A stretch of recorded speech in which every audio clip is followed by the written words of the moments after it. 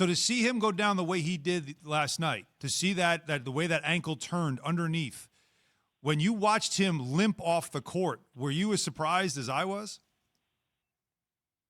Well, I guess I was surprised when he limped off the second time, right? Because he went back in the game. It's true. He had 7 points at the time, relaced his sneakers, goes back in the game for 46 seconds, hits the three to get up to 10 points for the game, keeps his streak intact of 1,036 straight games of 10 points or more, which is the longest in NBA history.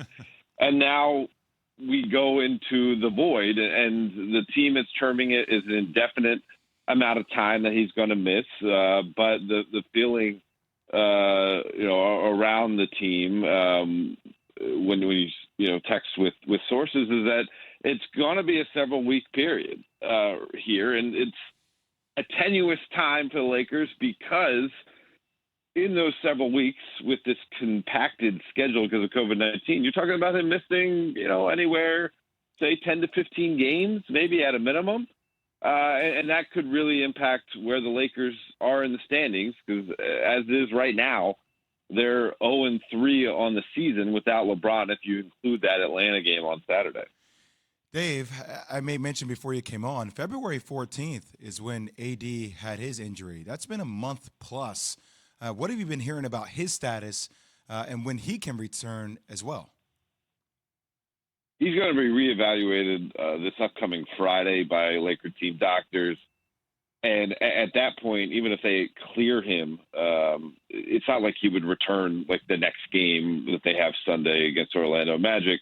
He would need some time to ramp up, to get some practice time, to get, go up against live NBA bodies, even if it's just in 2-on-2, 3-on-3 scenarios on game days. So, Friday is about a week from now. You could add another week of ramp up at that point. I think that's kind of the range you're looking at for AD, barring any setbacks. That you're at least 2 weeks away from having him as well. So I mean, this is a time where they're going to rely on guys like Montrezl Harrell, who's been great for them. Don't get me wrong, he's been great, and Kyle Kuzma and Dennis Schroeder. All those guys are playing up to their level you'd expect or even above it, but they're not LeBron James and Anthony Davis. How active are they going to be before the trade line to try and get somebody that can help maybe carry that load, while they're going to be without LeBron and AD, trying to make sure that they can stay afloat? Yeah, it's going to be really interesting because Frank Vogel kind of admitted that, of course, this would change our plans around the trade deadline because it's such a major loss to make up for. At the same time, I don't see Rob Pelinka being the type of guy to make win-now type of moves. He's always looking big picture. And with this squad, they were prepping all season long to make some moves around the margin to try to compete for another championship. I don't see them making wholesale changes. One, I think it'd be difficult for them to make wholesale changes without parting with two of their young players in Alex Caruso and Taylor Horton-Tucker, who they covet, who they want to have to be part of the program moving forward, and who are both free agents this summer.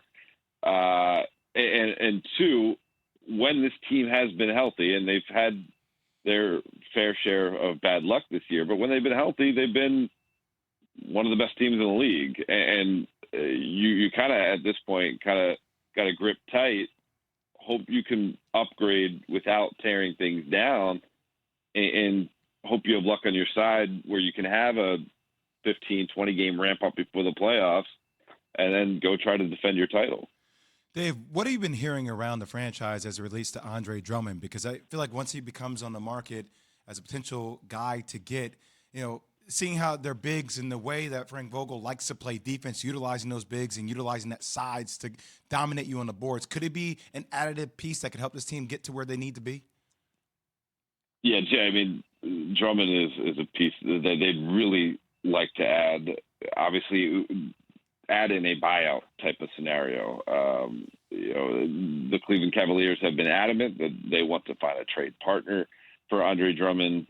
Thus far, that hasn't worked out in terms of them getting a deal that they would have liked. You know, it would be either taking back too much salary long term in the deals that have been offered, or the pieces that they were looking for just didn't make sense with the core that they already have.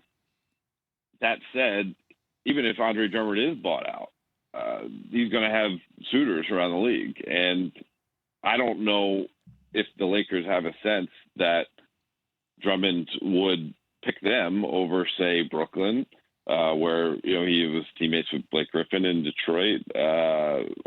And they have would have a need for him going up against a guy like, you know, a JWill and Zubin in the playoffs. Or he could go to LA but play for the Clippers, perhaps. I mean, he'd have other suitors around the league. He'd go to Boston and play a major role. So if he does hit the market, the Lakers would need him to pick him. But certainly if he did pick the Lakers, I mean, there's a huge role waiting for him with the Lakers because Marc Gasol just hasn't worked out this year. And, you know, beyond that, they don't have those backup centers like they had with JaVale McGee and Dwight Howard. Their center stock is pretty low right now. Thanks for watching ESPN on YouTube. For live streaming sports and premium content, subscribe to ESPN Plus right now.